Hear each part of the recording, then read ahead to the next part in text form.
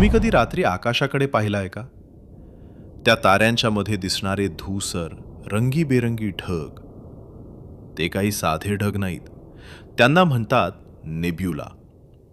Nebula म्हणजे अंतराळात असलेला प्रचंड मोठा धूळ आणि वायूचा ढग. इतका मोठा की त्यामध्ये लाखो तारे जन्माला येऊ शकतात. होय, नेब्युला म्हणजे ताऱ्यांचं जन्मस्थान आहे. जेव्हा या ढगांमध्ये गुरुत्वाकर्षणामुळे दाब वाढतो तेव्हा उष्णता वाढते आणि हळूहळू तयार होतो एक नवीन तारा. पण इथेच कथा संपत नाही.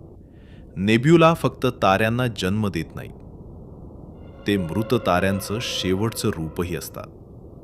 जेव्हा एखादा मोठा तारा सुपरनोवा होऊन फुटतो तेव्हा त्याचे तुकडे पुन्हा अंतराळात पसरतात आणि तयार होतो एक नवीन नेब्युला. म्हणजेच अंतराळात सतत काहीतरी निर्माण होतंय आणि काहीतरी संपतंय. आणि कदाचित आपल्या सूर्याचाही जन्म अशाच एका नेब्युलामधून झाला असेल.